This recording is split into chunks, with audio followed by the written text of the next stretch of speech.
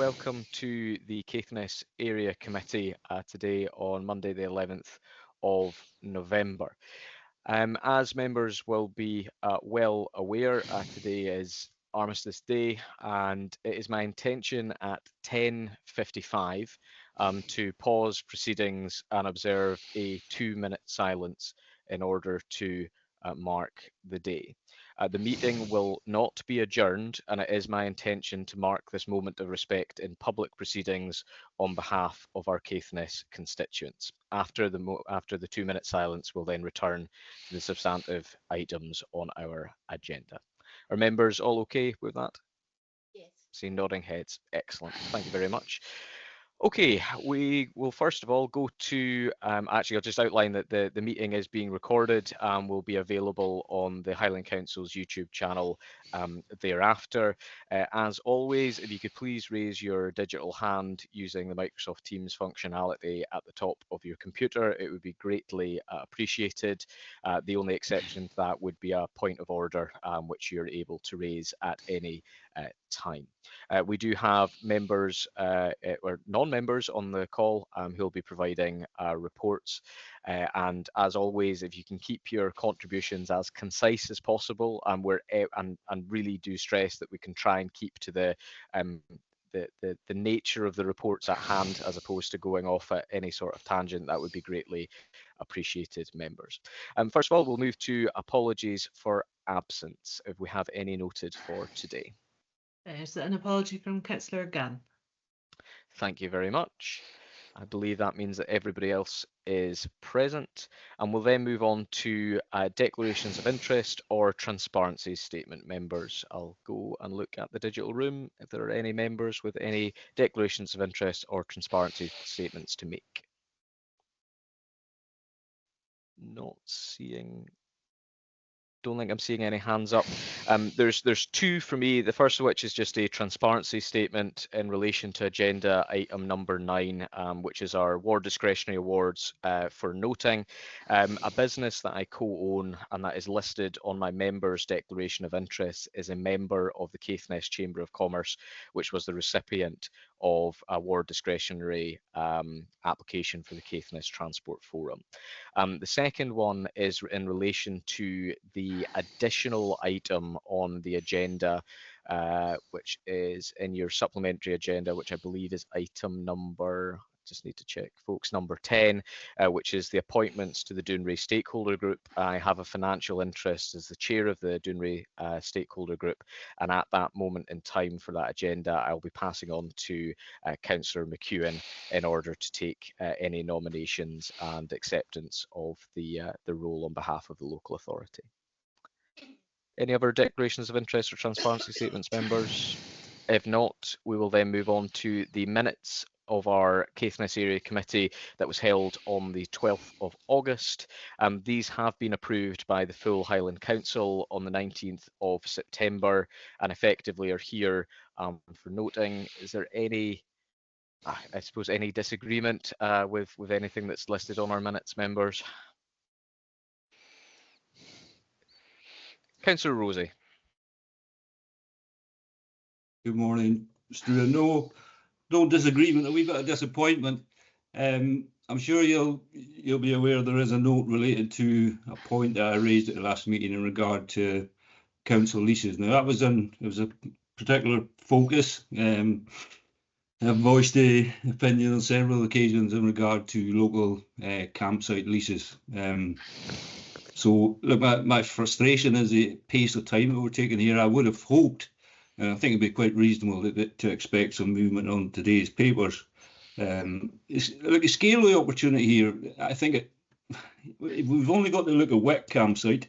You can see a recent £400,000 investment. You know, that doesn't happen by accident. That's because there's good financial grounds for it. So, you know, if there's an opportunity at Wick, we better believe there's an opportunity at both Thurso and Dunnet campsite. So, it's, as I say, it's disappointing. I don't know, is there any update to provide? I would have hoped that we'd made some real good progress, but when I read the notes attributed, I worry that there's going to be a significant list produced with many leases on it. But I think it's important to recognise that for me, I think there's a specific focus that can realise some really meaningful benefit in Caithness communities, for local communities, you know. So if you can provide any update, I'd be grateful, Struan. Thanks, Carl. I'll go to the council leader first, Councillor Bremner. Thanks. Just something that might actually help. I think that sometimes if we rely on updates and and just meetings like this to be able to consider what progress or lack thereof there is, you don't end up getting much. What we did was we set up working groups to be able to deliver specific projects. It might be an idea to actually, on the basis of what Carl's saying there just now, actually set up a working group over in Ward 2 and get somebody to lead it, and then diarise it on a monthly basis.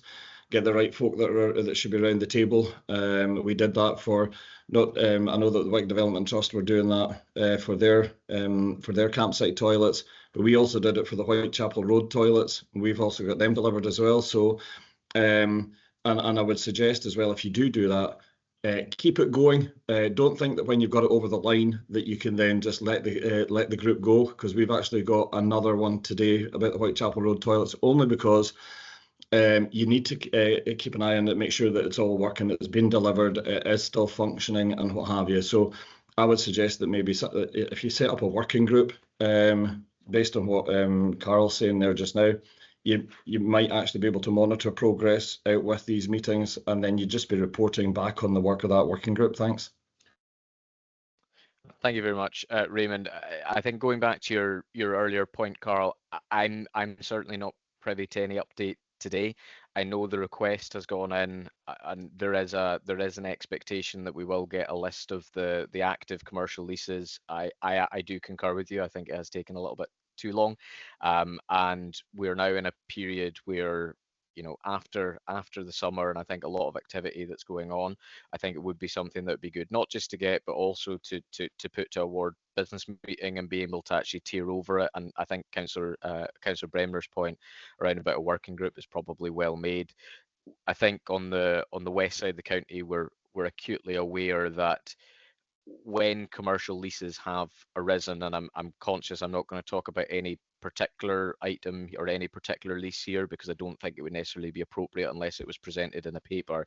There obviously is substantive opportunity, I think, that could be in front of us, not just, you know, for immediately for the council to look to do something, but that kind of community value add that can come in on the back of it as well to improve the kind of general positioning in the town, or indeed the wider county. So I will personally take that away and make sure that that's coming in front of members as soon as we possibly can. It'll probably be a discussion I have with the ward manager, if that's okay. Are there any other matters arising from the minute of the 12th of August?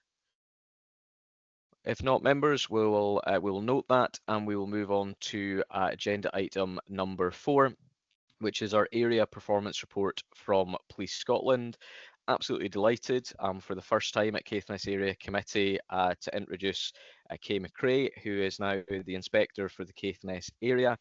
Kay, if you could give a kind of high level overview to your report and pull out anything you think should be pertinent for the Caithness members.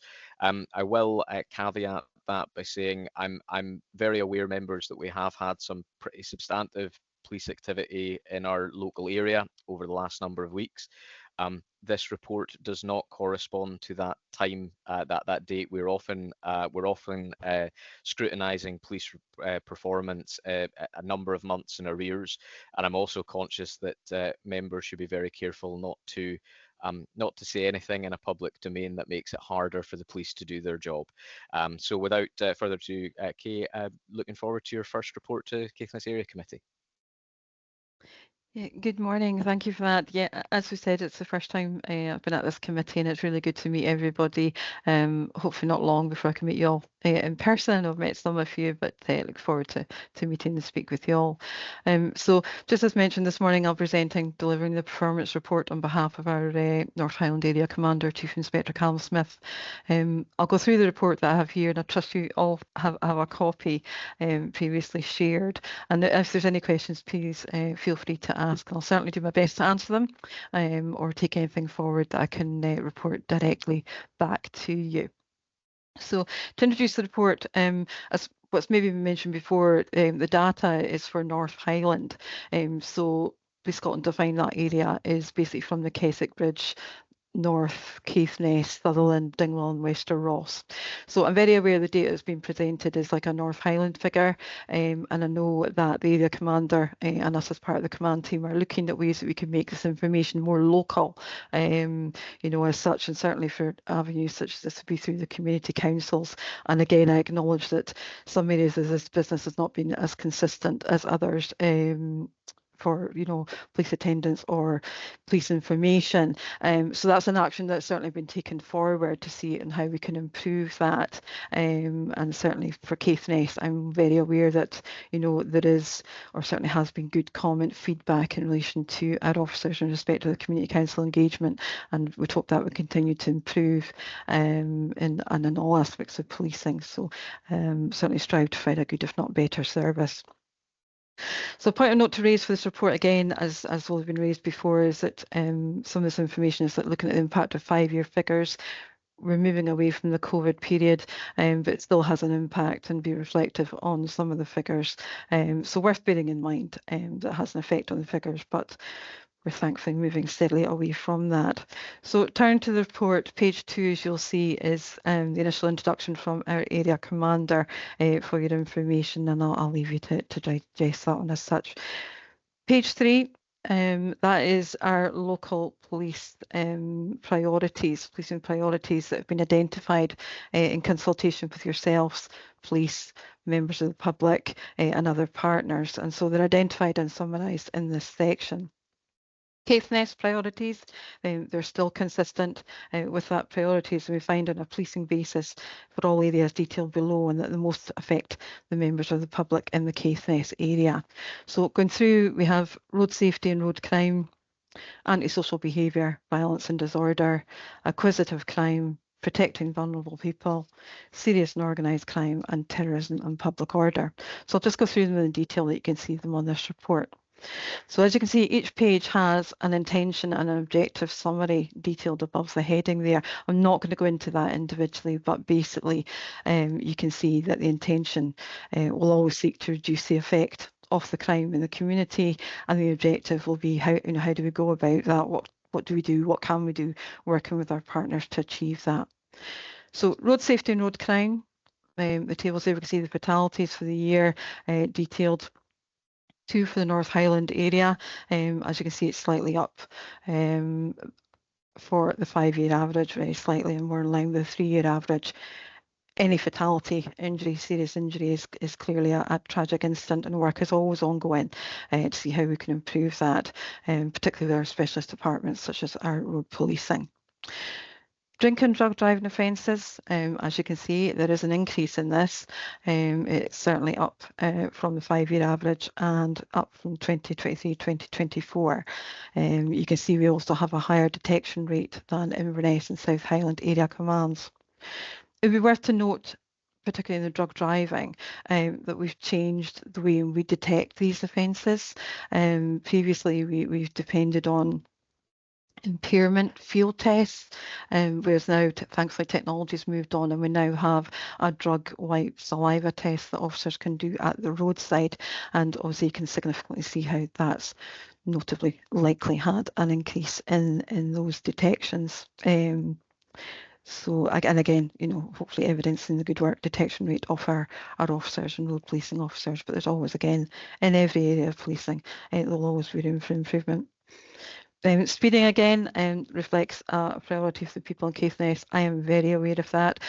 Coming into the role, there are certain areas been identified. I know it's been raised on this meeting before, which have really just been made aware of. So that is very much a local priority for me. And you can see from our speeding offences, they are slightly down the 2023, 2024, and down the 3 and 5 year average. But I say that is work, it's ongoing, and I'm very aware it's an area of concern. I don't have definitive reasons as to why it would be slightly down. Could be a number of factors, proactive campaigns that we've had previously and still ongoing in certain types of the year, North Coast 500, education, and also perhaps even just proactivity that we'd be able to dedicate in that regard. So I am certain that's reflective on the figures, and certainly reflective on the proactive figures in relation to drug and drink driving. Moving on to antisocial behaviour and violence. Again, we say thankfully murder is 0, even though the 5-3 year thankfully very low. Assault figures, we see there has been an increase in that. We class assault as like the minor assault, which we would define really as not having broken bones, significant injuries, scarring, stitches, etc. And that's really the difference between serious assault and minor assault. So the serious assault is kind of the higher end of injuries as a result of the unlawful act of assault. So again, the assault figures detailed show an increase of 10 to 170 for the year to date, and detection rate of 59.4. Serious assault has also increased to 9, which is up. But please note the detection rate for serious assault, as you can see, is 88.8%. Now, whilst we'd always strive to improve that detection rate, this is above the national average.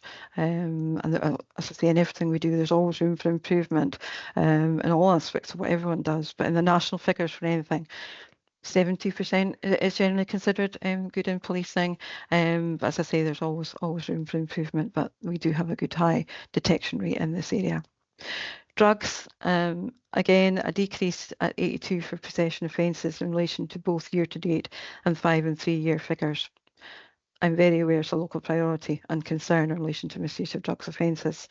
Some of the things we're proactively doing to tackle and reduce antisocial behaviour, crimes of violence, drugs, etc., things like harm prevention officer, who's an officer who's deployed through the Drug and Alcohol Adult Support System Partnership and is funded through the NHS. And again, we look to address and lessen the addiction on people and what, the subsequent offending that comes of that.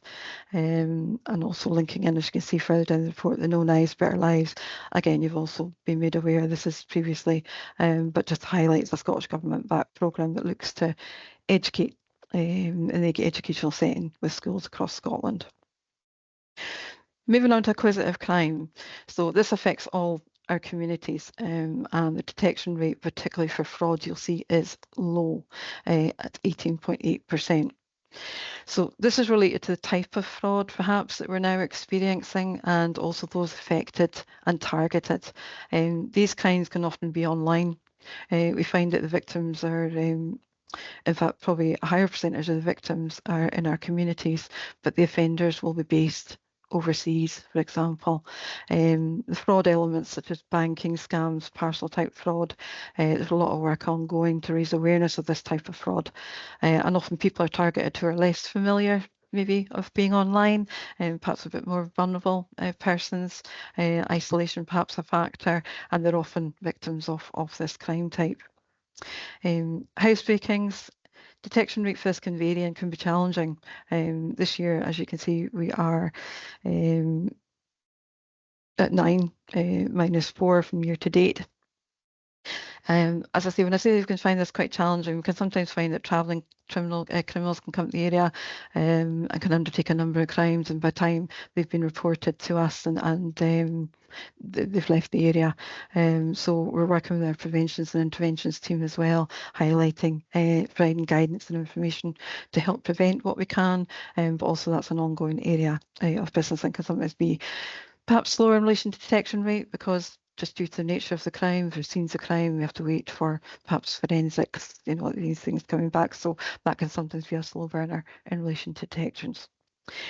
Theft by shoplifting. over the past few years. You see, we have had, you know, certainly in 23, 24, it was quite a significant jump. We're still at 65, that you can see there, up 9. We're at 65, it's down 46, and the detection rate there is 70.8%. Still higher than we would like. Finding items of this crime type, again, linked in before, which, you know, is probably an increasing trend. There'll be foodstuffs, alcohol, maybe indicative in relation to cost of living crisis, etc. as well. We continue to work with our retailers, and coupled with support of vulnerable persons. If any are identified, you know, why are they stealing these items? What can we do to support? Making other agencies aware of support mechanisms that we can do to assist, to ensure that folk receive the support they need.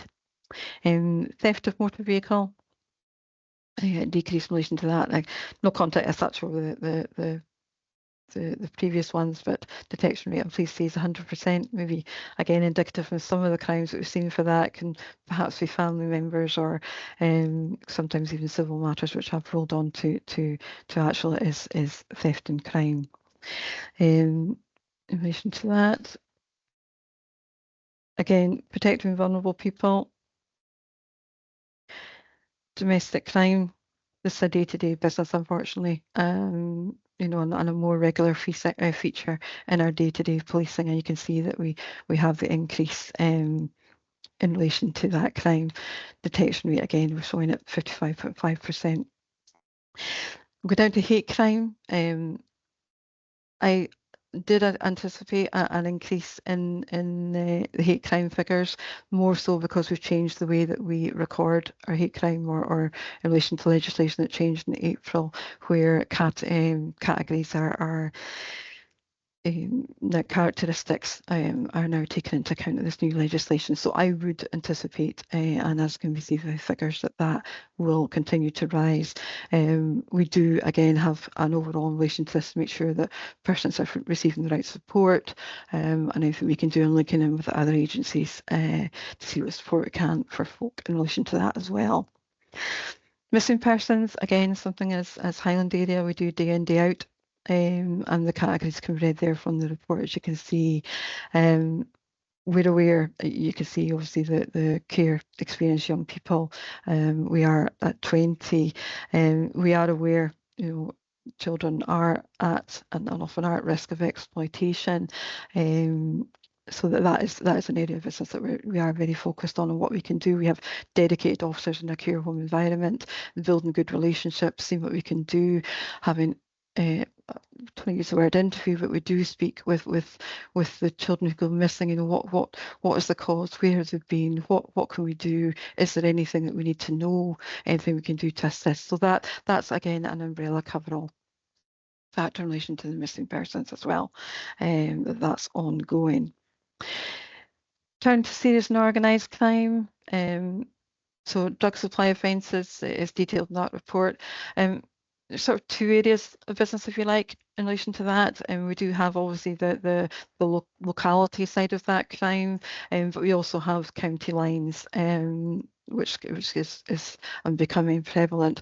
Not so much Caithness area, but certainly, as I explained at the beginning of the report, this is a North Highland report, and certainly leading from Inverness perhaps into the sort of Allness and Regordon areas. We are seeing, you know, there is a change in trend and like for that. That, when I say we're positively acting, looking to detect and what we can do in relation to that, but that's quite a fast-moving line of criminality, shall we say. They tend to move daily, often from vulnerable persons' homes, and our legislation sometimes is not catching up with our powers that we can to try and detect that, such as, you know, if we're looking to get drugs warrants, etc., and before you know it, even the next day, that sort of crime, organised crime, have moved on to a different address. Again, the coverall for that, vulnerable people, vulnerable homes. So, you know, if that is something that's found, we're looking to see what can we do for these people who have been targeted, and like the cuckooing aspect in relation to that. So that's just a wee note on the county lines. As I say, I am aware, obviously, that drugs is a high priority for the Caithness area. Leading on to counter-terrorism, again, that's the coverall going into that. It's just a kind of all Operation Contest and Operation Prevent, and that's really a whole kind of Highland area business. Down to the rear report gives you your sort of crime statistics for the whole North Area Command, kind of maybe a bit more detailed down in relation to some of the information that I've kind of whistle-stopped you through at the moment, but you can certainly digest it at leisure and certainly can seek any information or clarity. I'll be happy to do or come back to you if there's anything I can't answer for you today. So as I say, it's just really a highlight of our police report, the reports that we're doing, and if there's anything that you wish to discuss or raise with me, please do. Thank you very much, Kay. You did very well. Good introduction. Good introduction to the Caithness Area Committee. So thank you very much for your overview to the report, and thank you very much to yourselves and your colleagues for all the work that you do in our communities and keeping them safe. I'm going to go to our Caithness Area Committee members and ask for any questions, comment matters arising from the report. I'll take them in the order of the digital hands that I happen to see, so please feel free. Got Willie first, so Councillor Mackay, please. Oh, I'm first in. Thank you, Chair. Thank you, Kay. Lovely report, absolutely wonderful. I've been following the reports for years and years. I'm a very high mileage driver in the county, and between here and Inverness, and there is a little concern I've got. But first of all, it's very disappointing to see the drink and driving behaviour is no increase whatsoever. I see that every other day, and I'm not surprised because we've got these risk takers. There's always risk takers. There's some fantastic drivers throughout the north, but the risk takers spoil it for everybody. But Kay, I did notice one of these illumination boards between Wick and Tain recently that Transport Scotland have for displaying information. I was quite horrified really to see on one occasion that the board read, "Use your mirror, beware bikes." Now that's motorbikes. Now I thought, what a cheek, what an absolute cheek to say, look out for motorbikes, because they are the world's worst, as you know, for dodging in and out traffic, and they give people one terrific amount of fear when they weave in and out in rallies of 10 or 12 at a time. And it's something which has been ongoing for years, and even more so now with the North Coast 500. Motorbikes are really, really popular up here, but the speed they go at is very, very worrying indeed. And to see Transport Scotland putting up on these illumination boards, look out drivers, it's your responsibility to look out for bikes. No way. It's their responsibility to look out for us. So I just wondered if you had a comment on that. Thank you, Chair. Thanks, Willie. What I'll do, Kay, is I'll take Councillor Rees's comment or question as well, and I'll put both of them to you just to try and make it as consolidated as possible. Councillor Rees. Yeah, thanks, Chair. As I say, Kay, again, welcome to Caithness. Lovely to see you again. First thing is, before I forget, just to say, as far as Thursday was concerned, your colleagues did a grand job with the remembrance parade yesterday. It all ran very smoothly. It's actually quite a big task, closing off the A9 in the town centre, and it all ran very smoothly. So thank you for that. I also picked up on the drug driving figures, got a slightly different take on them. Obviously, if your colleagues are out there checking vehicles, they're going to come across these people, and it's absolutely excellent that there is a very high detection rate. I am quite interested to why there is a bit of a stark contrast between south of Inverness detections and ours, particularly with the road policing being based down the road. It's sort of surprising, but I think it reflects very well on the north area officers that they are detecting a lot of these offences. So ticks for that, and even more ticks for the theft by shoplifting. We read a lot in the national press about, I totally disagree with the approach south of the border that thefts up to £200 are routinely apparently ignored, and it's just it's a thin end of the wedge, and I know that is not the policy of Police Scotland, and I'm absolutely delighted. So well done with the robust approach you're taking to those thefts.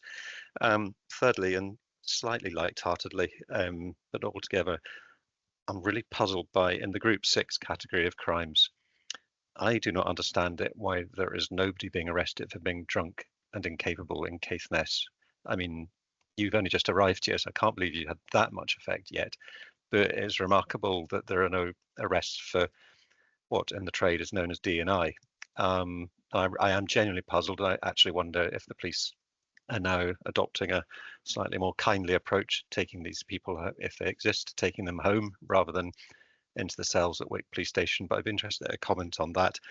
And fourthly, not with any hint of levity, can you tell me if and when the body-worn cameras are going to arrive in Caithness?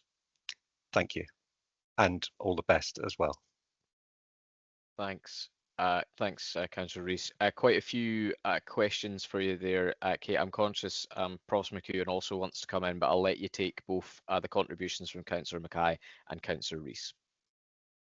Thank you. There may be some I'll come back directly with. I appreciate obviously timescales. In relation to the comments of the Transport Scotland road safety messages, I think that's kind of their point. That is road safety. I don't think it's maybe putting blame on car drivers as such. You know, what we're looking to do is reduce fatalities, reduce accidents, and whilst there's proactivity in relation to these all speeding drivers, I can certainly assure you, Councillor, but you know, we also have to get the message across, or Transport Scotland do, in relation to, you know, what can we do to road safety to raise awareness. And I know, and again, I'm speaking personally, I remember when my own family started driving and it was these things, it was like, have that awareness of what's about you, not saying that you're at fault or anything at all, but just to have that caveat of awareness about you. And I think it's part of what we do with detection is also prevention, but obviously working with Transport Scotland. But I do take your comments on board in relation to that, and certainly can assure you that, you know, any offences or any areas of concern in relation to speeding, we do feed that back to our local officers and road policing officers, you know, for areas to I don't use the word concentrate on, but certainly higher problem areas in relation to that. Turn to Councillor Rees. I take your point on board about the drunken and incapable figures. I am seeing that for the whole North Highland. I wouldn't like to say that we certainly wouldn't be arresting or you know, what I would say is it's maybe a more encompassed, you know, that person could have issues. It may be that it's medical, it may be they need help, it may be you know, the hospital, vulnerable persons. You know, again, we submit these shared forms with consent of the public, of, you know, what do they need, you know, what can we do to help them. Run the statistics. So I take on board about the zero. I'll maybe challenge that myself, but certainly what I would say that, again, there's a wider umbrella. You know, if somebody is perhaps in that condition, why is there an underlying, you know, issue that they have in relation to that.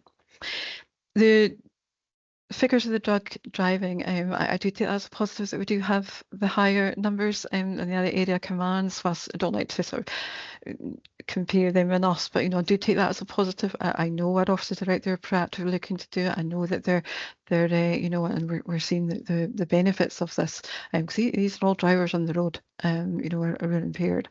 What I would say we probably do benefit from, that whilst road policing are a national DORS, they are a Highland department, they are based in Dingwall, so, or leave and start finish their shift from Dingwall, shall we say. So we maybe have a slightly unfair advantage of the commands that they are kind of in our area, without a doubt. But I do feel, you know, our officers are out there, they're doing it. You know, they're stopping it. And I also feel it comes down to, let's not forget, members of the public, you know, who are very, very good at making us aware, and any information we get, and not just in that field, but in any field of information we get, we will act on it. And I think the important thing is getting that information coming in.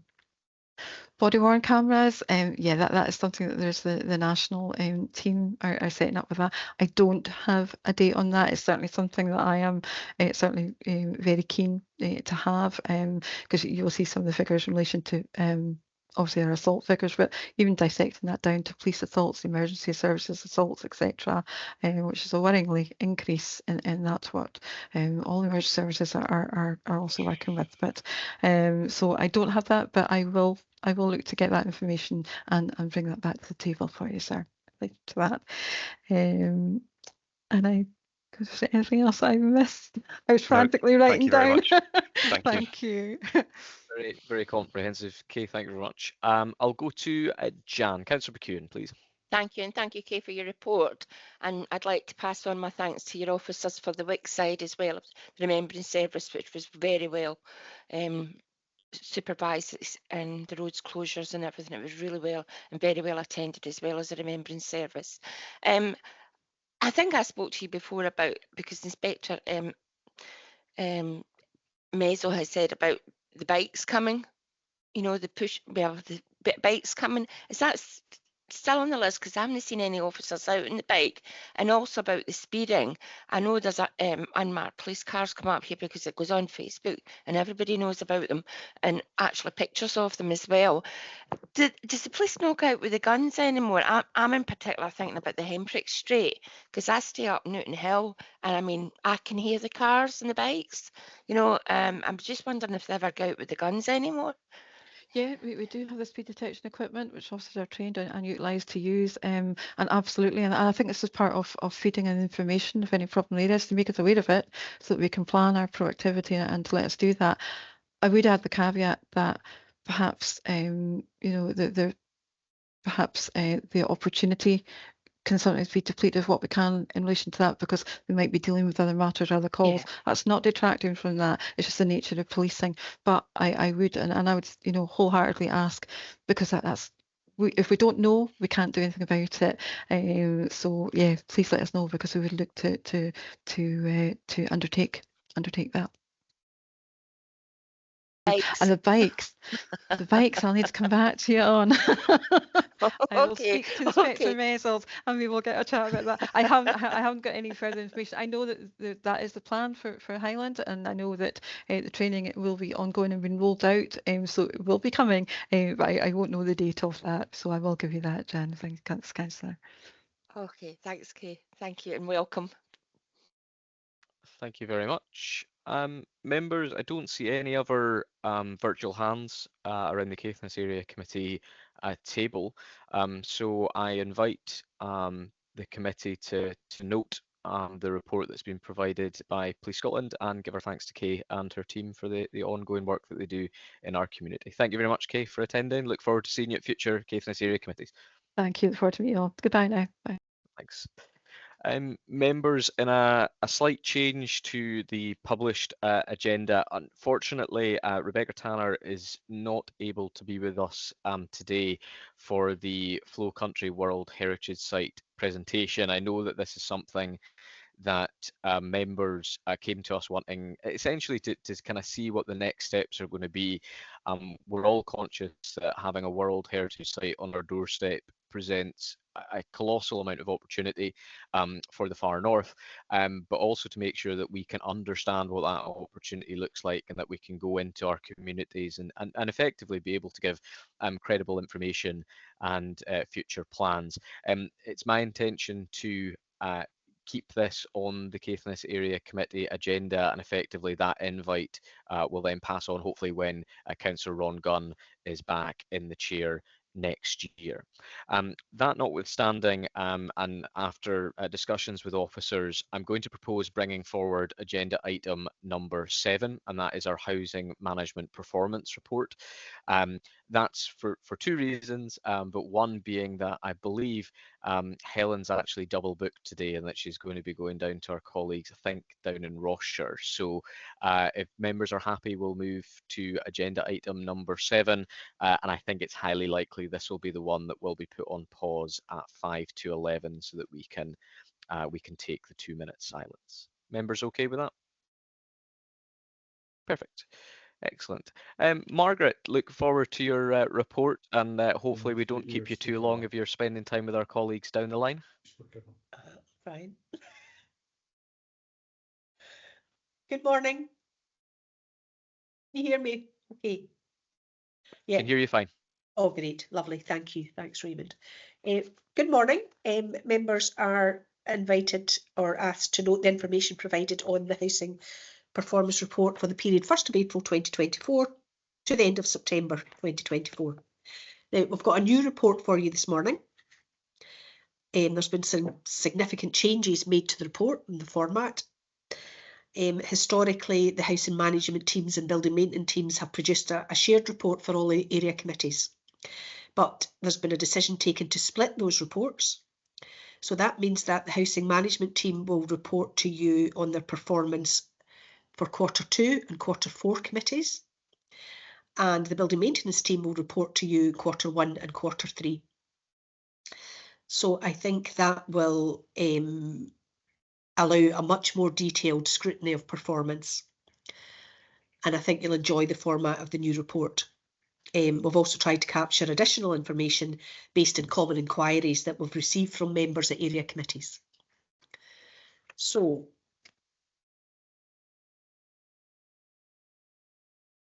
the report today provides key performance information based on the reporting framework recommended by the Scottish Housing Regulator.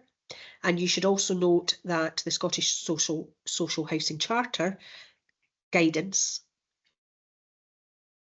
tells us that rent arrears, antisocial behaviour and allocation figures are reported cumulatively, whilst the homeless presentation figures are given for each separate quarter. So that's something to note as we go through. Number 6, rent arrears. A key indicator for rent arrears is considered to be the value of current rent arrears, and you'll see in table 1 figures that are certainly giving me cause for concern, I have to say. So they've increased across both Caithness wards and are higher than the same quarter in the previous year. That is almost certainly due to the mass migration to universal credit. I met with the DWP this morning and they have confirmed that that is likely to be the case. People claiming job seekers have up until the end of December to migrate to universal credit, and there is a massive operation in place to migrate ESA claimants as well, and that will continue for a substantial number of months. Ultimately, everyone who's claiming benefits will then have rent arrears. That's the bottom line here, because universal credit is paid in arrears. So it's certainly impacting on the Caithness figures, without shadow of doubt. Table 2 gives you the gross rent arrears as a percentage of annual rent due, and that also includes current former rent arrears or rent arrears that have actually been written off. We are below the Scottish Housing Network benchmark, thankfully, and we're also significantly below the Highland wide average. That doesn't mean to say that I'm not concerned, I am. Table 3 shows the value of current rent arrears split into the different arrears bands, and you'll be able to clearly see that the majority of cases have arrears of less than £500, which is most certainly largely attributed to the universal credit paying in arrears. Then table 4 gives you a breakdown of what kind of actions we take to try to control rent arrears, and obviously Q1 and 2 particularly saw an increase in us progressing towards thinking about court action. That was a direct result of the COVID limitations imposed by the Scottish Government being lifted. Those figures aren't unusual for me to see. That's where I would expect us to be. Only 1 eviction completed. Don't want to see high numbers of evictions.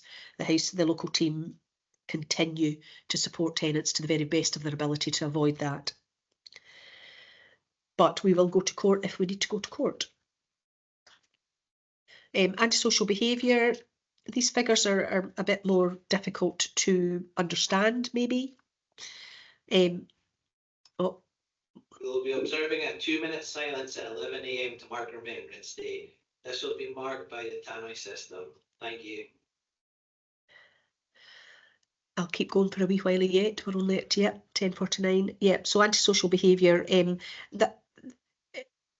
We're constantly working in these cases. Some of them close quicker than others. You know, some of them take months to resolve.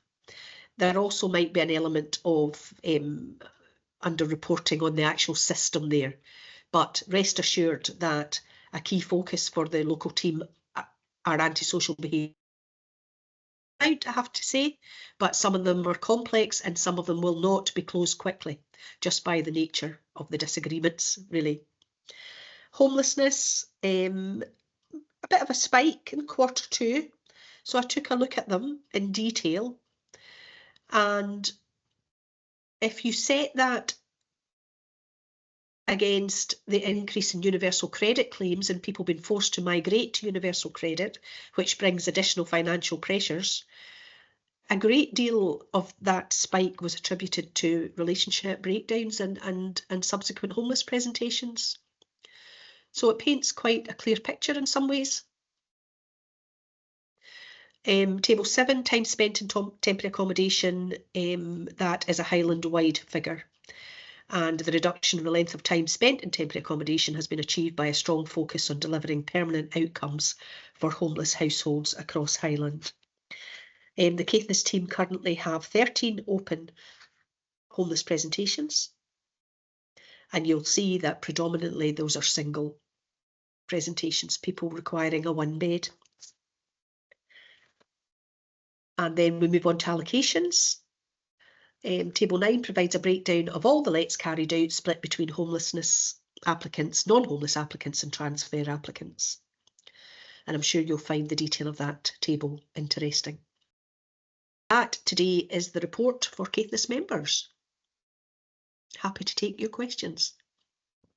Thank you very much, Margaret, as ever, and thank you for outlining the changes in the report. That is greatly appreciated, and I hope you're absolutely right that in terms of a scrutiny perspective, we've got a little bit more to go on in the new regime, where effectively they're going to be split over the course of the year. I'm going to go to members because we do have a little bit of time before we hit 11 o'clock. Again, if you could raise your digital hand if you're looking to speak, that would be greatly appreciated. I'll go back to Jan. Councillor McEwen, please. Thank you. And thank you, Margaret, for that report. It was very easy to read. Just a quick question, you know, with the rent arrears, and it's due to a really good reason why it's spiked, because the universal credit and SAA claims. When this is all sorted out, will we be able to recoup these arrears from the DWP? No, that's not an option. The arrears remain with the tenants. Oh gosh, right, okay, all right, thank you. So what we'll work at doing is encouraging people to pay a wee bit extra if they can, towards reducing an arrears balance, but it is going to be challenging. There is no question or doubt about that. Yeah, it will be challenging, especially, you know, with the cost of living and everything. No, thanks for that, Margaret. Okay. Thanks, Jan. Thanks, Margaret. Members, any further questions? Looking around the virtual table. Councillor Rees. You're currently on mute, Matthew. Sorry. You'd think after all these years you'd have got that right, but no. It was an extremely quick one, Chair. Margaret just said I had several sort of housing things recently, and the staff have always been, you know, really quick to reply. And from my personal point of view, the department really works well. And even if we don't always get the sort of answers we might like, we get answers, which is really good. That's all I wanted to say. Thank you for that, Matthew. That's appreciated. Yep, couldn't concur more, Matthew. And I think from a member's perspective, it's probably one of the services we've got the most confidence in, Margaret, because we've got you here at all the junctures that we possibly have. And I know that Raymond's regular meetings that have been set up, that if we need to duck in and duck out, we've got an awful lot of officer time to get answers, which is greatly appreciated. And probably means that that what you need to provide at Caithness Area Committee doesn't come as a surprise to members, which is always good, because certainly some reports do arrive to us and we're slightly surprised to see numbers. So I think from our perspective, more than happy to say that we're very thankful for that. Looking again, if there's any other further contributions, probably a very good reflection on the fact that the information outlined in the report's very clear, and in addition to that, some of the additional narrative very useful to ourselves, Margaret. So I think we're happy to note the performance report from the Housing Service, and thank you very much for your time today. Thank you. I would agree with Struan. An excellent service. Thank you for that. It is appreciated, and I'll pass it on to the team. Thank you very much, Margaret. Thank you very much. Please do. Thank you. Cheers. Okay, members, it's 5 minutes to 11, so I'm not going to propose taking the next agenda item until after the minute silence, but there 2-minute silence, but it will be the adoption of the modified Core Paths Plan, Caithness and Sutherland, so that'll be Matt Dent. So we'll bring him in once we've had our 2 minutes silence. Members, I'm just going to propose pausing for this moment in time, and actually I think what we will do is we will adjourn until 1 minute to 11, if that's okay. So if we can pause the recording, I'll come back at 1 minute to 11 and we will kick off again. Thank you very much, members. In just under a minute's time, we'll observe our 2 minutes silence. I'll just say a couple of short before that point in time.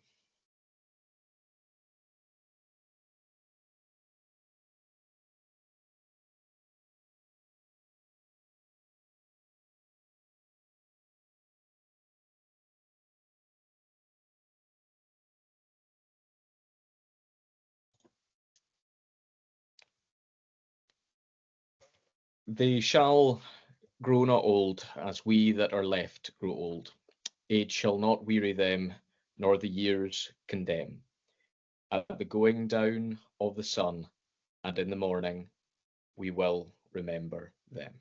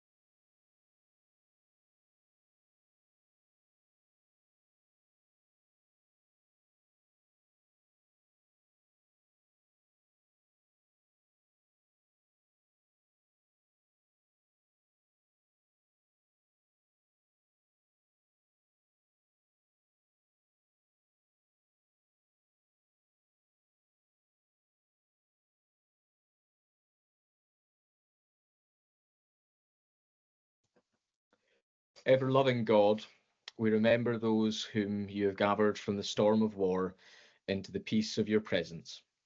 May that same peace calm our fears, bring justice to all peoples, and establish harmony among the nations through Jesus Christ our Lord.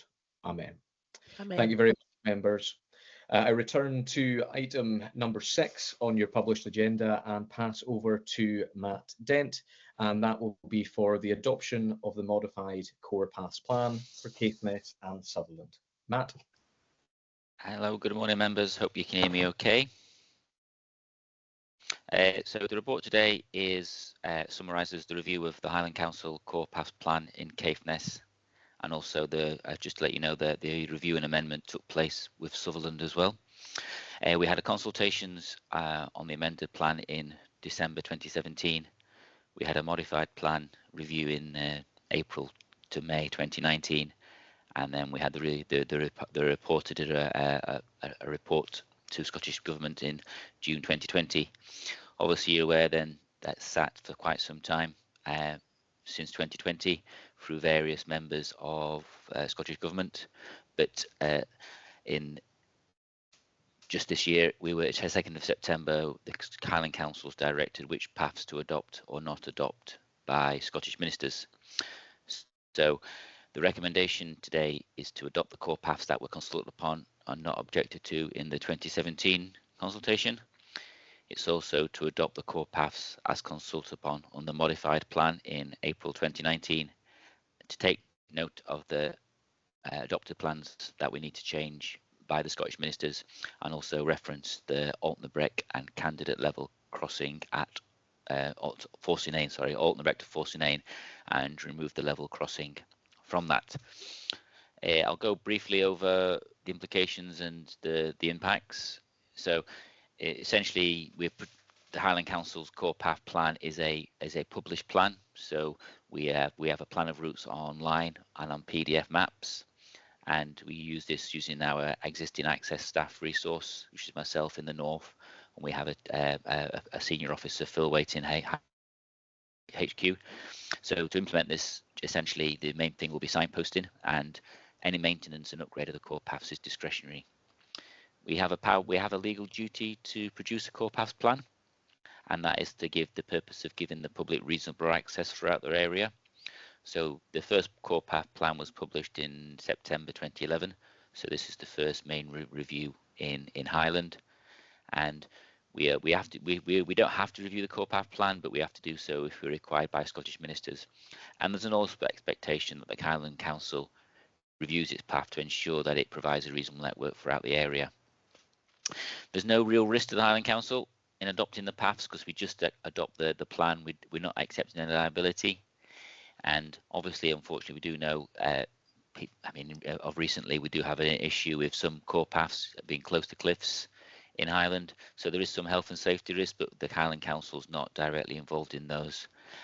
But we are able to sometimes signpost those risks, and I think we will do that on Victoria Walk. We've got signposts on Victoria Walk, and I'm just mentioning this because obviously the recent event at Keys. Generally, from the impacts on Highland Council, in terms of the integrated impact assessment, I think you can see I did a scoping report in October the 11th. Essentially, most of the impacts are positive. Allowing people access to the countryside, improving active travel links, all improves people's positive mental outlook. It improves access links and health benefits. There is some minor impacts in terms of people feeling that having a signposted path on their land impacts on their right to enjoyment of their property. But generally speaking, the fact that we are providing and promoting a resource is seen as positive. And most of those people that have objected to the core path and their land have had an opportunity to make their feelings known and their objections known to the reporter. And the reporter's findings is in the appendix there if people want to view it closer. I don't know if I want to go through the whole procedure. It's been quite a long time in coming. As I said, the main points were the 2017 consultation and the 2019 consultation, and then we were directed to do so. We couldn't resolve the objections by the letter on the 9th.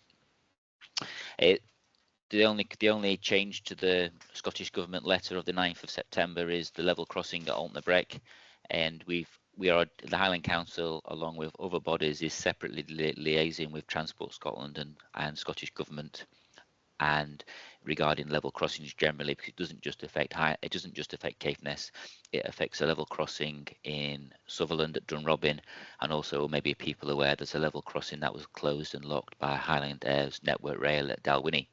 So although we will inform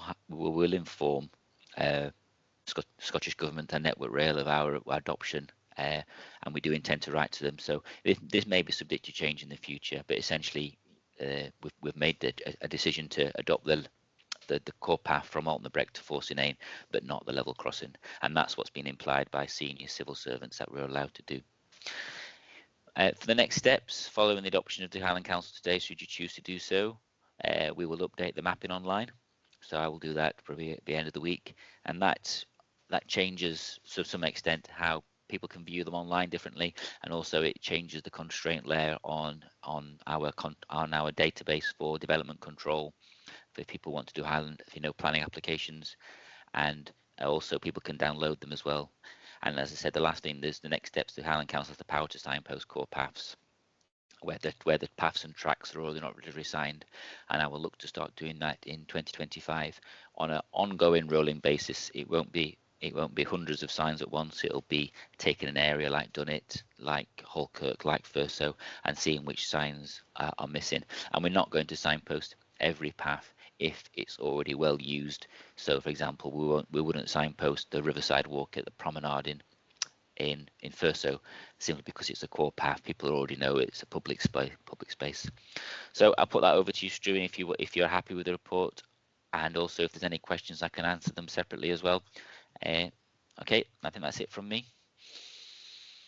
Thank you very much, Matt, not just for the very robust overview to your report today, but also spending some time with myself and Jan last week when we were going through the papers. Members, this is an incredibly robust report. There's a lot of background information that's included in it. And as Matt has outlined, if you look at the integrated impact assessment, it is overwhelmingly positive in terms of getting people out and about into their local area and into the countryside predominantly, which is something that we shouldn't just welcome, we should actively encourage. I will, however, go to members and ask if there's any questions for Matt, any comments on the report. I'll go around the virtual table first of all. Yes, Councillor Rosie, Carl, if you could come in, please.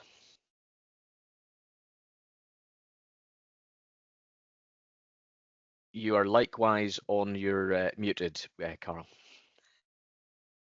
Sorry, folks. Thank you, Stu, and Matt, thank you for the report. Really, I don't have any questions. I think it's important to recognise and concur with Struan's comments. I think it's a good piece of work. I think it's only right that we recognise the role that Highland Council and Matt and his colleagues play.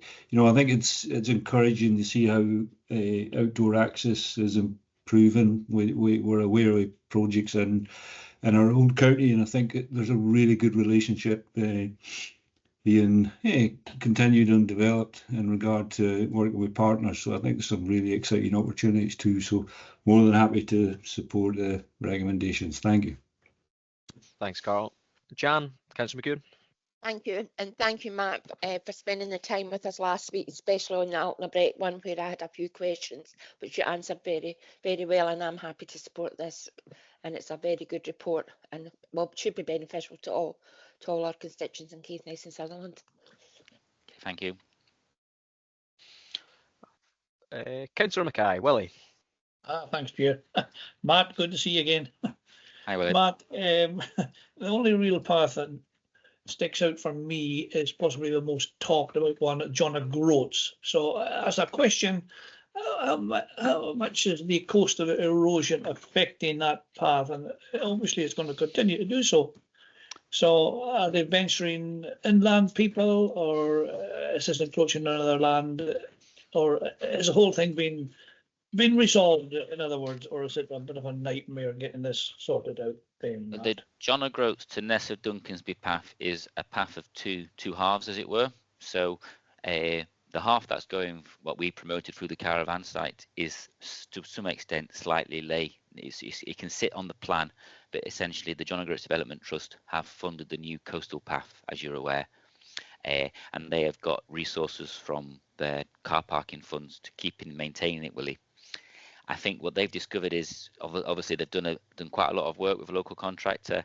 They're not willing to carry on the path along the coast, so the path that then essentially has to go inland.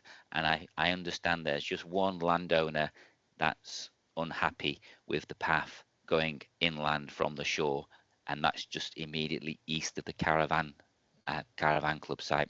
Obviously, I don't know if members were aware, it's obviously some time ago, but the Highland Council built a path at John O'Groats along the foreshore from just north of the last house in, I think, the late 1990s, and again they rebuilt it in the early 2000s. And when the third flooding happened in the mid-noughties, 2005, 2006, because it wasn't a statutory function, the service decided at that time not to fund a third repair, and it essentially sat for about 10 years until the John O'Groats Development Trust then built it. And they're able to maintain it, Willie, by going back and spending revenue money to keep it maintained. Although it looks like it's a perfect path, it is a perfect path. They have gone back to do extra armour stone work. They've gone back to do extra surfacing work, and that's not something that the council was able to do. And I think I can't speak on behalf of the Development Trust, but it's not something they're willing to extend east of the Caravan Club site. So I don't know actually when the path was built to the Ness of Duncansby, if it was ever built, but I suspect it's a very historic path. And I think the members previously have said that they're happy with the route going inland at that point at the burn east of the Caravan Club. So Willie, I think the short is we would accept that there is coastal erosion and it may well happen, but it's in such an unplanned way. And we've had this with, I mean, I've got the same issue at the golf club. We've got the same issue with a golf club at Shannonry Point, and we've got in Ross and Cromarty, and we've got this issue with the golf club at Brora, whereas you cannot really build. You can't really build to protect the resource of the path and or the golf course. It doesn't really fall within a funding regime that we need to build coastal defences to protect a path. So I would envisage the council looking at future coastal defences when it really has to maintain essentially what it has. I know it's not in this ward, but the council took a view not to do coast protection works at Golspie, actually in the village, simply because of the cost involved and the benefits. And that was actually protecting Golspie itself. So I would imagine it might not be palatable to the landowners, but people will have to come inland. I mean, I've spoke to Mr. Sinclair. I will say his name because he's quite vocal. Although he doesn't use the land, he doesn't want to have a duty to maintain it, and we will try our best. The John O'Groats Development Trust have offered to do a lease with the landowner, at a commercial rate, and take that duty on them. So there will be an ongoing discussion. What we want to do at John O'Groats, councillors, is, and this is now the John O'Groats Mill project is ideal for this, is we want people to have more than visit John O'Groats and the shop and the harbour and the post. We want people to be able to have a visitor experience at John O'Groats. We want them to be able to stay for as long as possible, and the path west of John O'Groats towards the mill will allow them to do that, and it's perfectly acceptable. I think this is what the John O'Groats Development Trust, it's what previous Highland Council area committees have said for yourself at the area committee level, and it's what we believe as officers. There is an opportunity to keep people at John O'Groats by allowing them to get to the Ness of Duncansby. They could potentially, if they're more keen, they can go to Peedy Sands, and even keener again, they can walk to the Ness of Duncansby Stacks. So it is from our viewpoint of view, it's all positive stuff that people can access. They're from parking their car at the car park of John O'Groats. They don't need to get back in the car. They can and potentially then they can stay almost an extra day, and they not just see John O'Groats as a tick box exercise. They drive up, go to the toilet, take a picture of the post, and then move on, because that's what people have traditionally done. And John O'Groats Development Trust should be commended for the work they've done, and they've taken the bull by the horns. What the council wasn't able to do through its lease with Natural Retreats, they've been able to take on the site as a whole and have a much more focused work on it, and they're able to spend the money that they get. So I think we'll have landowners that are unhappy at the east of John O'Groats, Councillor Mackay, but I think I'm going to have to be fairly well. I think the council's going to have to take a robust decision that we have to have the path there, and we can't afford, and it wouldn't be economically viable to protect any route along the foreshore any further than it currently is. So I'm sure it will come back. And I will just make one more point. If there's no other questions, I'll just on that. These core paths, I know I've not detailed this in the report. This is not the final, if a core path does become washed away or a new path is built, we can divert core paths. I don't envisage doing such a big review. We reviewed, this is about 800 kilometres of core path was reviewed at once, and it was a bit of a behemoth to try and review 800 kilometres in the county of Caithness and Sutherland. It was a big area to cover. I will envisage we'll do minor reviews, ideally annually, and we've already had an inquiry at Falkirk. We've had an inquiry potentially at not in this area, but at Garbisdale, places like this. If there's another option, Willie, at John O'Groats, that takes it away from an area of interest that people don't want a path to be, we can review core paths, and we will do that on an ongoing basis. And I would encourage your constituents, if they do have issues about core paths and there is a feasible or reasonable alternative, to get in contact with us, either through yourselves or ideally directly to us at access@highland.gov.uk. I hope that answers your question. So it's resolved itself, but I'm sure it will come back in the future. Thanks, Matt. Well done. Yeah. Thank you, Chair. Thanks, Councillor Bry. Thanks, Matt. Members, you have 4 recommendations as outlined in the report. The first is to adopt the candidate core paths as consulted upon and not objected to under the amended plan December 2017 to March 2018. I'm assuming we're going to all adopt them in unison, so I'll just go through them.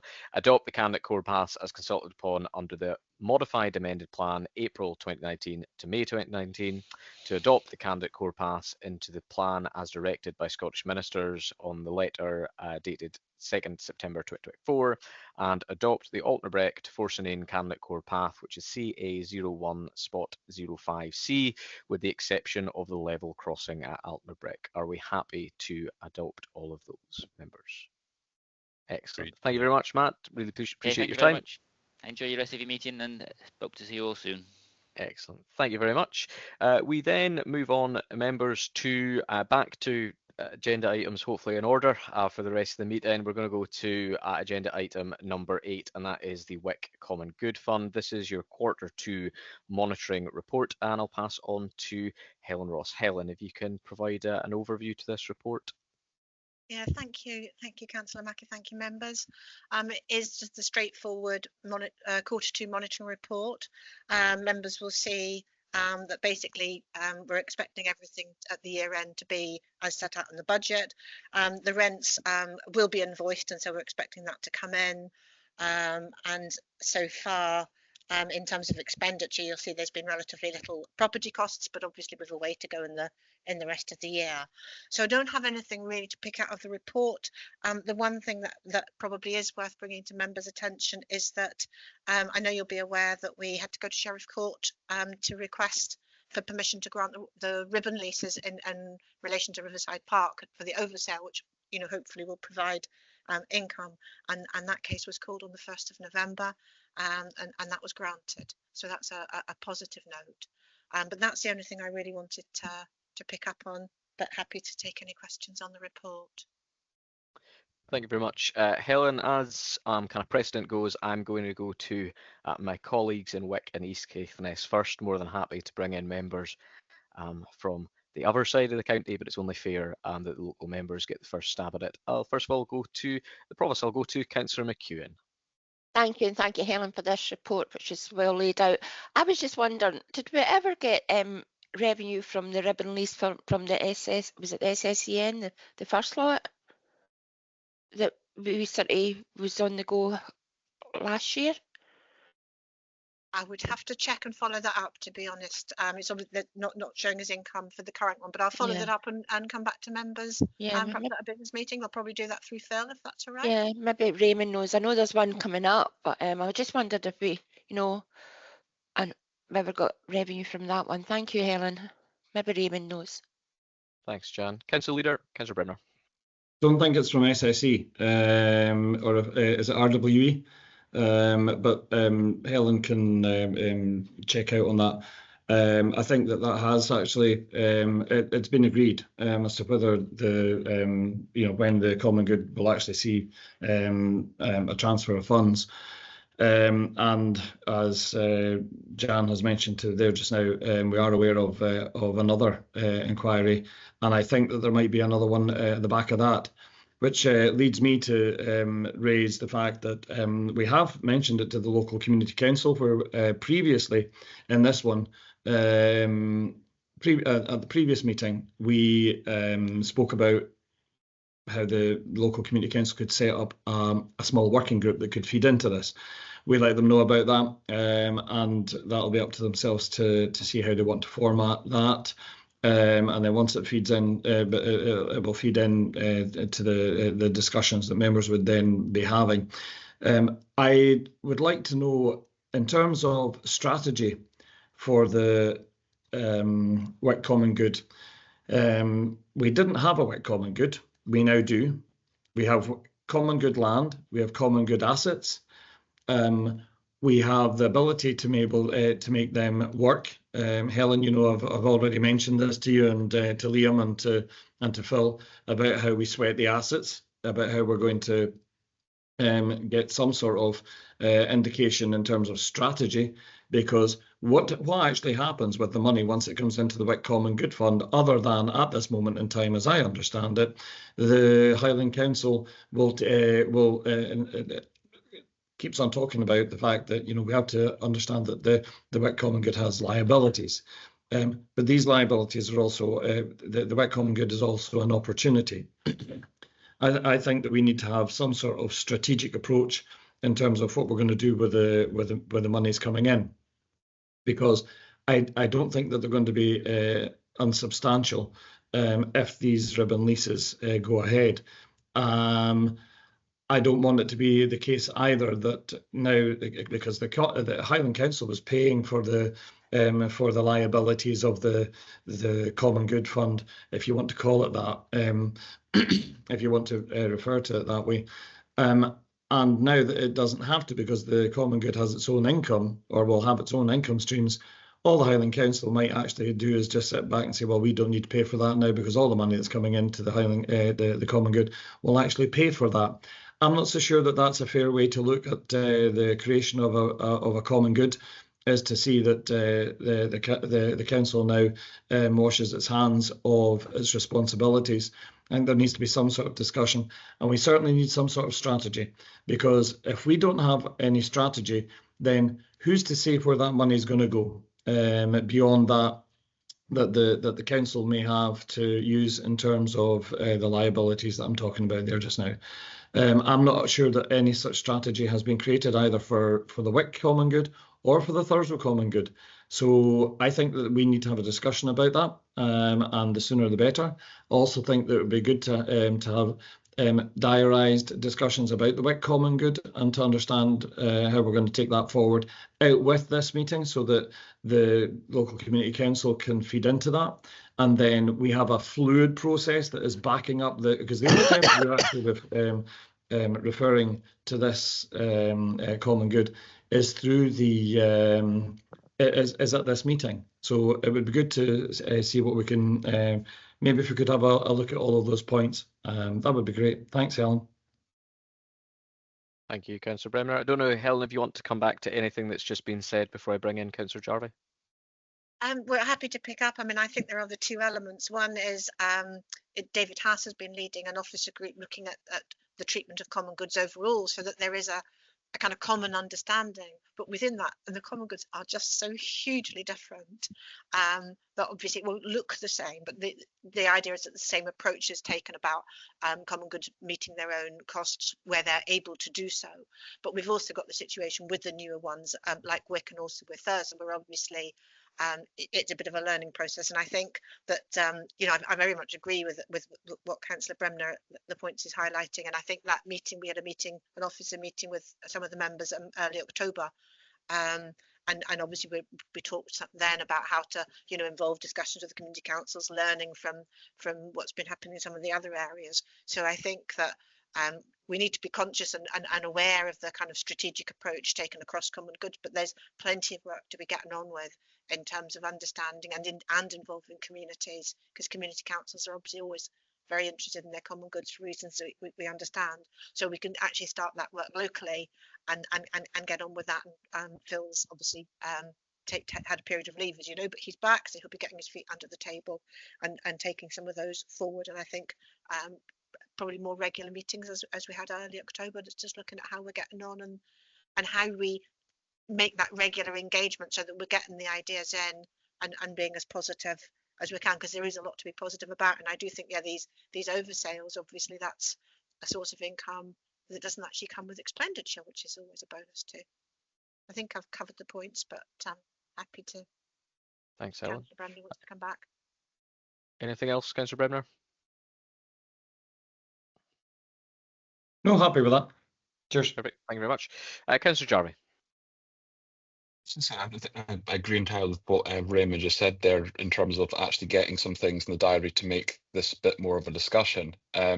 Obviously, back when we were first sort of confronted with this at the start of the term, a lot of the discussions in the long-term plan, they were kind of hypothetical. It's very different, knowing what to do until the money actually hits the bank account. And now we've got actually a couple of years of seeing, okay, this is where things are. And obviously at the start, it made sense to have that bit of a buffer in the bank account because we just didn't know. And I think for me, it's trying to get this right now in terms of a long-term strategy. And what I mean is a strategy for the next 10 years and then the 10 years after that. How do we see this grow and compound? Because the one difference between funds in the past that have, quite frankly, just think of a way of saying it without swearing, but have wasted all of their money by a series of poor decisions. It's how do we actually grow that, and at what point do we actually say, this is money we can actually draw down from to invest in the communities, or how even is the money used in a sort of more medium term to accelerate things. I do think we definitely have that discussion of at what point do we start investing some of this money, and I'm talking about a small percentage of that in something fairly vanilla like the S&P 500, which even performance year in the last 2 years is up about 40%. That's a tremendous tremendous gains in what is something about as low risk as you can get within the in this world. So yeah, we definitely need to actually start charting that out and what the path looks like to make this fund grow. Thank you, Councillor Jarvie. I don't think there was specifically a question. I think it was very much on the back of what the council leader had suggested, trying to get a strategic vision. I'm always conscious that in Thurso we're kind of a little bit time lapse behind what's going on in Wick, and we're very keen to get lessons learned and hopefully this is not a criticism at all, but if there have been mistakes or bumps in the road, that we can learn from that to make both common goods as robust as they possibly can be, because I do believe wholeheartedly that these are good developments for our communities. I know for a very long period of time our constituents were adamant that we did have common good assets and we did have common good ground, and it took a while for us to get to that point, but now I think it's a case of trying to make sure that we can make best use of it. And I think to Raymond's point, the idea of the idea of trying to get a little bit of focus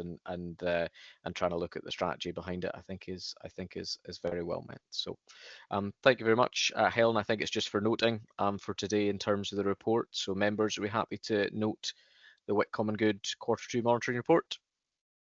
Perfect, thank you very much. We'll move on to the last item on the originally produced agenda, which is item number 9, which is our ward discretionary report. As you can see from its contents, just outlines the applications that have been approved from the 1st of April 2024 until the 30th of September 2024. This is just for noting. We happy to note that, members? Perfect. Thank you very much.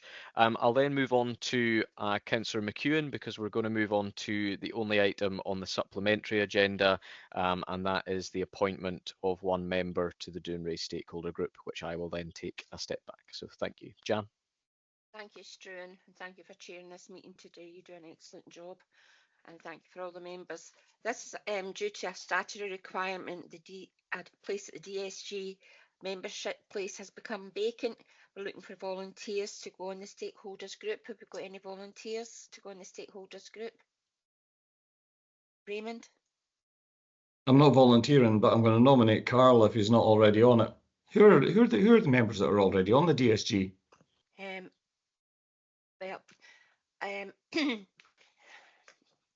It's myself and Carl, I think, and Struan's there by virtue of being chair, I think, is it? Oh, right, okay. Well, it's yourself and Carl. I'm pointless nominating Carl. Well, one of the others. I'll nominate anybody that's prepared to go on it. Is anybody prepared to go on it? So is this an John. extra space we've been given, or? No, it's a membership. It's become available. A place has become available. Hey, Carol, John, I was on. Carol, I was on it for. in? Oh, sorry, yeah, John, I was on it for 4 years, so I'm a bit reluctant to go back on. Carol, do you Sorry want to about come in that. here? You're on mute, Yes, Carol. yeah, thank you, John. Look, I guess guilty as charged for I was trying to be diplomatic. Okay, but look, can I suggest that we take a different tact here? I just wonder, should we not examine how we do our business in regard to how we engage as a Highland Council and local members with local business and Caithness? I'm not so sure it's the right way to just continue doing the things that we do. When you examine DSG, sure, it's got certain functions, but they read across into when you think of what CNSRP was, became Focus North, and I find it quite frustrating the pace that we do things at. I think we could be a lot more dynamic. I've made comments before about Focus North. It's an organisation where we've got 3 different boards, and you know, I really fear that opportunities are passing us by. So it's a question to ourselves. I think we should examine how we do our business. The other point I've continually made, I get a function that DSG's got, but we've got another major employer next door in Vulcan, where I mean, massive contributions into community in certain senses, but you know, none in another way. And I really do think we need to have a different conversation. Doesn't excuse the fact that we've arrived where we are here. So Carol, I'm just going to come in here. This is a statutory requirement by the government, so we need a member on this board. So, have we got any volunteers? Or Raymond, can you come in now, please? Yeah, I appreciate what Carl's saying, but it is an agenda item, and it is because it's a statutory requirement. So the agenda item is to get somebody on the DSG. If nobody else is prepared to go on it, I'll go on it. But I think that it would be something that, you know, if Carl's got a point, then, you know, let's have that discussion get it onto the agenda, or actually take it to an area business meeting. And have a chat about it there, but just for the sake of expediency, if nobody's looking, if there's no rush, I'm happy to go on it. Matthew, you want to come in here? Yeah, I mean, everybody else sort of got in ahead of me. It's a tricky one. I mean, I appreciate Raymond's offer as well. I'm just trying to think. It's a genuine offer. I mean, I'm happy to. I've been on it before, like Willie. At the moment, we've got Andrew and somebody from Ward 1. So it kind of seems, you could say it's somebody from Ward 2, which hosts the site, is a good idea. But I really you know, on the other hand, having the council leader on it would also be a good thing. So I will fit in and help if I can. Sorry, Chair, I realise both of us are probably putting you in a slightly on the spot, but I'm also available to do it. Helen, would you like to come in? Yeah, I just wanted to underline that I think Councillor Bremner picked up on, which is that obviously we've got this on the agenda today because there was a specific request from the stakeholder group to seek an additional member. And so that's if you like the task today, and obviously anything else about other organisations that one might have to have more dialogue with is something that's more appropriate for perhaps a ward business meeting and discussions set up on a more informal basis. I think it's a good idea if our leader goes on it as well. Raymond, if you're happy to go on it. Matthew, you seconding that? Yes, I'll second that, and I don't want to diverge. I think part of this goes back to the fact there used to be 10 members to share out all the different groups, and now we're down to 8, so there is more pressure on us. That's just a mathematical fact. Yeah, no, I'm happy. Raymond, if you can't manage, I'm sure Matthew or someone else would be happy to substitute for you, because Matthew, and I'm happy to help as well, because we need somebody, the 2 members on it. So if you can't manage because of pressure of business, Raymond, Matthew or I will substitute for you. Is that okay? We agreed on that? Thank you. Thank you, members. I'll pretend I didn't hear anything that's been discussed on the previous item, but I'd just like to thank you all for your attendance today and for your contributions at the Caithness Area Committee. I'm quite conscious this has been a little bit shorter than planned because we had thought that there'd be quite a substantive item coming forward with the update regarding the flow country. Both myself, Jan, and Ron are very keen that we continue to put items on the agenda that are of interest to the members, but also things that are interest in the public domain. You know, if you do take a cursory glance at Caithness Area Committee on YouTube, believe it or not, people do watch what we've said, which I think is a good thing. It is a very good thing that people do want to be engaged with the process, and certainly from my perspective, I'm very, very keen that we continue to add to the agenda that we've got. The one point I would make, and this is kind of a very loose version of any other competent business, is I think as a collective group of members, we need to grasp the nettle of opportunity that we've got. I did mention it at the full council regarding the Highland investment plan, and the fact that the school estate in Thurso, and indeed, you know, more broadly the estate that we have as a Highland Council in delivering services is something that we need to engage with. We need to be very clear as members about what our constituents need, what the community needs, and not just look at today, but the opportunities that are going to be presented in the future. And I do believe that there may be a requirement that we have a subgroup of Caithness Area Committee to formally look at some of these things. I'm conscious we're not as big as Inverness Area Committee, and the various tentacles that it has and its common good and different things that it looks like. But I think there is enough substantive business that's coming through, particularly on the investment plan, that I think we will need to have more scheduled meetings that are formalised. So that's just my own take on it. Obviously, I'm your interim chair as it currently stands, but I appreciate all your support on that going forward. Council Leader, you have your digital hand up. I do. It's just that if you're finishing the meeting and the formal agenda, once the recording is finished, I wouldn't mind actually raising a point. Absolutely, more than happy for that, Raymond.